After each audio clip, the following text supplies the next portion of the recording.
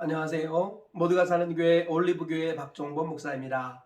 오늘도 하나님의 은혜와 평강이 우리 주 예수 그리스도 안에서 저와 우리 모두에게 넘쳐나길 주의 이름으로 축복합니다. 오늘은 사사기 8장 13절에서 21절 말씀에 근거해서 예수님의 모형과 그림자 기드온이라는 제목으로 하나님의 말씀을 전하도록 하겠습니다. 오늘 본문 말씀은 기드온이 추격하던 세바와 살문나 미디안 연합군의 두 왕을 사로잡고 그리고 돌아오는 길에 숫곳 사람들과 분이엘 사람들에게 보복하는 장면입니다. 그리고 세바와 살무나 두 왕을 죽이는 장면이 오늘 본문의 내용입니다. 오늘 본문 말씀은 세 가지 정도로 정리하여 조금 더 자세히 살펴보신 후에 교훈을 알아보도록 하겠습니다. 첫째로 기드온이 세바와 살무나 두 왕을 사로잡고 돌아오는 길에 숫곳 사람들과 분이엘 사람들에게 보복했다라고 말씀하고 있습니다. 오늘 본문 13절 이하에 이렇게 말씀합니다. 기드온이 숫곳 사람들에게 이르러 말하되 너희가 전에 나를 희롱하여 이르기를 세바와 살므나의 손이 지금 내 손 안에 있다는 거냐. 어찌 우리가 내 피곤한 사람들에게 떡을 주겠느냐 한 그 세바와 살므나를 보라 하고 그 성읍의 장로들을 붙잡아 들가시와 찔레로 숫곳 사람들을 징벌하고 분을 망대를 헐며 그 성읍 사람들을 죽이니라. 네, 기드온이 세바와 살므나라는 미디안 연합군의 두 왕들을 사로잡았습니다. 그리고 돌아오는 길에 숫곳 사람 한 사람을 붙잡아 신문하여서 숫곳의 70명의 장로들의 명단을 확보합니다. 그래서 그들에게 보복하고 또 분의 망대를 헐었고 그 사람들을 죽였다. 이렇게 말씀하고 있습니다. 둘째로 세바와 살문나가 다볼에서 죽였던 사람들이 기드온의 형제들이었음을 기드온이 밝히고 있습니다. 오늘 본문 18절 19절 말씀에 보면 이에 그가 세바와 살므나에게 말하되 너희가 다볼에서 죽인 자들은 어떠한 사람들이더냐 하니 대답하되 그들이 너와 같아서 하나같이 왕자들의 모습과 같더라 하니라. 그가 이르되 그들은 내 형제들이며 내 어머니의 아들들이니라. 여호와께서 살아계심을 두고 맹세하노니 너희가 만일 그들을 살렸더라면 나도 너희를 죽이지 아니하였으리라 하고. 네, 기드온이 세바와 살므나를 붙잡아 놓고 신문합니다. 너희들이 다볼에서 죽였던 사람들에 대해서 말해보라 했더니 그들이 말하기를 그들이 다 기드온처럼 왕자 같은 사람들이었다 이렇게 말합니다. 그러자 기드온이 그들에게 말하기를 그들은 내 어머니의 아들들 나의 형제들이었다. 너희가 그들을 죽이지 않았더라면 나도 오늘 너희를 죽이지 않았을 것인데 너희가 내 형제들을 죽였으므로 나도 너희를 죽이겠다 하고 기드온이 선언하고 있는 것입니다. 셋째로 기드온의 맏아들 여델이 어림으로 기드온이 직접 세바와 살므나를 죽이고 노획물을 얻었다라고 말씀하고 있습니다. 오늘 본문 20절 21절에 이렇게 말씀합니다. 그의 맏아들 여델에게 이르되 일어나 그들을 죽이라 하였으나 그 소년이 그의 칼을 빼지 못하였으니 이는 아직 어려서 두려워함이었더라. 세바와 살므나가 이르되 내가 일어나 우리를 치라. 사람이 어떠하면 그의 힘도 그러하니라 하니 기드온이 일어나 세바와 살므나를 죽이고 그들의 낙타 목에 있던 초승달 장식들을 떼어서 가지니라. 네, 기드온이 맏아들에게 세바와 살므나를 죽이라 이렇게 말했지만 그 맏아들이 아직 어려서 칼을 뽑지 못했습니다. 그러자 세바와 살므나 두 왕이 어린아이에게 죽게 하지 말고 당신이 직접 우리를 죽여주시오 하고 부탁합니다. 그러자 기드온이 직접 세바와 살므나 두 왕을 죽이고 그들이 갖고 있던 초승달 장식을 취했다 이렇게 말씀하고 있습니다. 오늘 이 말씀을 통해서 얻을 수 있는 교훈들을 살펴보도록 하겠습니다. 첫째로 성경에서 예수님을 발견하지 않으면 크게 오해할 수 있다는 것입니다. 오늘 본문 말씀은 피해 보복으로 가득 차 있습니다. 기드온이 힘들고 어려울 때 도와주지 않았던 사람들에 대해서 칼을 갈고 있습니다. 그리고 세바와 살므나 두 왕을 사로잡은 후에 돌아올 때 기드온이 처절하게 복수하는 것을 볼 수 있습니다. 이 말씀을 있는 그대로 받아들이면 매우 혼란스럽습니다. 지금도 이와 같은 말씀을 그대로 받아들여야 할 것인가? 지금도 나에게 해를 끼친 사람을 이와 같이 잔인하게 보복하는 것이 옳을까? 우리는 이렇게 고민할 수 있습니다. 그런데 우리가 한 가지 확실히 알아야 할 것이 있습니다. 요한복음 5장 39절을 보니까 너희가 성경에서 영생을 얻는 줄 알고 성경을 연구하거니와 이 성경이 내게 대해 증언하는 것이라 그렇게 말씀하고 있습니다. 예수님께서 요한복음 5장에서 말씀하신 그 성경은 100% 구약 성경을 말합니다. 구약 성경은 누구에 대한 기록입니까? 예수님에 대한 기록이라는 거예요. 오늘 본문에서도 예수님의 말씀을 따라 여기에서 예수님을 찾아야 하는 것입니다. 어떻게 예수님을 찾을 수 있습니까? 바로 상징이라는 방법으로 예수님을 찾을 수 있습니다.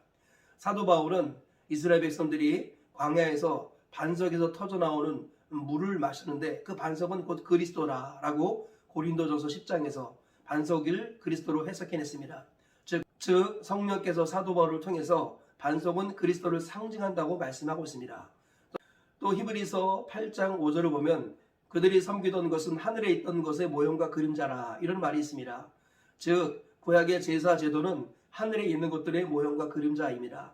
그러므로 성경을 해석할 때 예수님을 찾아내는 방법은 상징으로 해석하고 그리고 모형과 그림자로 해석하면 되겠습니다. 즉 기드온은 예수님을 상징하는 것이고 기드온은 예수님의 모형과 그림자다라는 것입니다.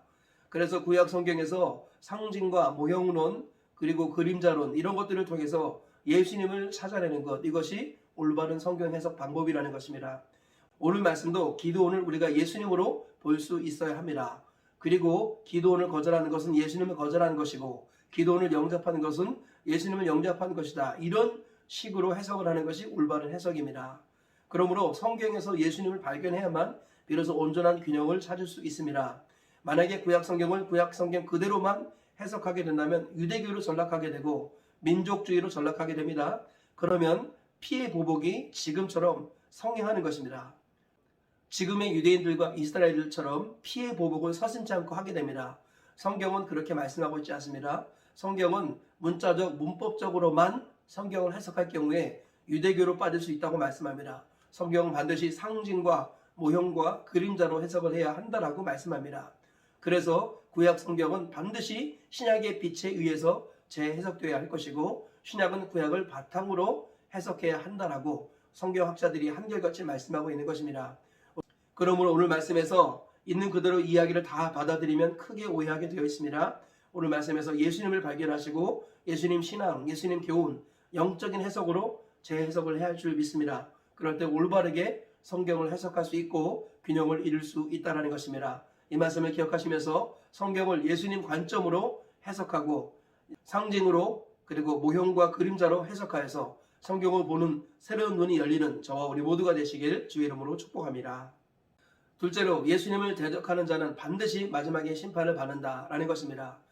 기드온이 세바와 살므나를 쫓아갈 때 피곤하고 지치고 배고파서 숫곳 사람들과 분이엘 사람들에게 도움을 요청했습니다. 그러나 그들이 거절했고 조롱했습니다. 그래서 기드온이 칼을 갈고 내가 세바와 살므나를 붙잡고 돌아올 때 반드시 보복하겠다라고 말을 했던 것입니다. 그리고 오늘 본문에서 그 말을 지키는 것을 볼 수 있습니다. 우리는 첫 번째 대지에서 말씀을 드렸듯이 이 말씀을 그대로 해석하면 안 되겠습니다. 예수님께서는 원수를 사랑하고 박해하는 자를 위해서 기도하라. 그를 박해하는 자를 축복하라. 축복하고 저주하지 말라. 원수가 줄이거든 먹이고 목마르거든 마시우게 하라. 주님이 그렇게 말씀하셨습니다. 그러므로 우리는 신약의 빛에 의해서 예수님에 의해서 이 성경을 다시 해석해야겠습니다. 이 말씀은 기드온이 예수님을 상징하는 것입니다. 기드온이 숫곳 사람들을 찾아가서 도움을 요청했다는 것은 우리 초림 예수님께서 이 땅에 오셔서 복음을 전했다는 것입니다. 그런데 숫곳 사람들, 분야의 사람들이 예수님을 거절했습니다. 그 말은 초림 예수님을 거절했다는 것이죠. 그러면 예수님께서 다시 오실 때 반드시 심판하신다는 것입니다. 예수님이 우리에게 기회를 주시고 복음을 주셨을 때 그 예수님을 영접하게 되면 우리가 살 것입니다. 그러나 예수님을 거절하면 반드시 심판을 받게 되는 것입니다. 그 얘기가 오늘 기도원의 이야기를 통해서 하나님께서 우리에게 들려주고자 하시는 이야기입니다. 예수님을 거절하면 반드시 심판이 있다는 것입니다. 예수님께서는 우리에게 구원의 모든 길들을 다 허락해 주셨습니다. 부활하신 예수님을 주인으로 믿고 그 말씀을 따라 신앙을 지키며 살아갈 때 주님이 다시 오시면 우리를 영접해 주실 것입니다. 영원한 나라 하나님의 품으로 인도해 주실 것입니다.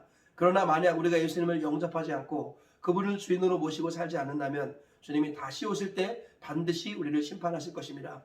우리가 이 말씀을 꼭 기억하시면서 예수님을 이 땅에서 주인으로 모시고 힘들고 어려울지라도 믿음을 지키며 사시길 축복합니다. 그래 주님이 다시 오실 때 자라였도다 착하고 충성된 종아, 내가 지극히 작은 일에 충성했음에 내 주인의 즐거움에 참여할지어다. 그리고 내가 더 큰 것으로 너에게 맡기겠다 라는 주님의 칭찬을 들으시는 저와 우리 모두가 되시길 주의 이름으로 축복합니다. 셋째로 교회의 아픔이 나의 아픔이 되고 교회의 기쁨이 나의 기쁨이 되어야 한다라는 것입니다. 오늘 본문에서 기드온이 고백을 합니다. 그 고백이란 바로 세바와 살므나가 다볼에서 죽였던 그 사람들이 기드온의 형제들이었다라는 것입니다. 기드온은 여호와의 이름으로 맹세하기를 만약 너희가 그때 답을 해서 내 형제들을 죽이지 않았더라면 나도 너희를 죽이지 않았을 것이다 하며 그들을 죽이는 것을 볼 수 있습니다. 여기에서 우리가 영적으로 어떻게 해석해야겠습니까? 바로 형제 자매의 아픔이 나의 아픔이 되어야 한다는 것입니다. 즉 다시 말하면 교회의 아픔이 나의 아픔이고 교회의 기쁨이 나의 기쁨이 되어야 한다는 것입니다. 우리 주님께서는 예수 그리스도의 보혈의 피를 함께 나눈 형제 자매들을 교회라고 말하고 공동체라고 말합니다. 그 형제 자매, 교회, 그 공동체의 아픔이 나의 아픔이 되어야 한다고 말씀합니다.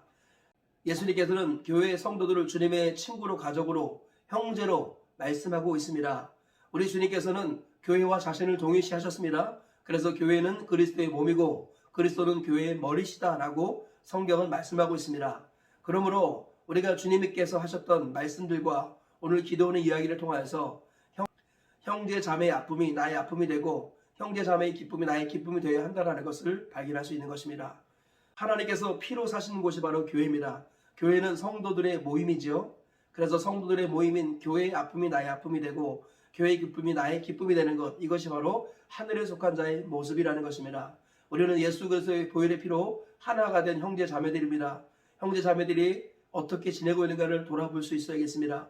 서로를 돌아보며 사랑과 선행을 격려해야겠습니다. 코로나19로 인하여서 신앙이 약해지는 형제들을 자매들을 주의 이름으로 돌아보시기를 축복합니다.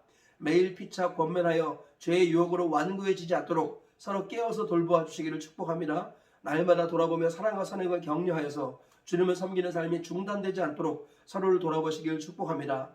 우리 교회의 아픔이 나의 아픔이 되고 교회의 기쁨이 나의 기쁨이 되는 우리 모두가 되시기를 축복합니다.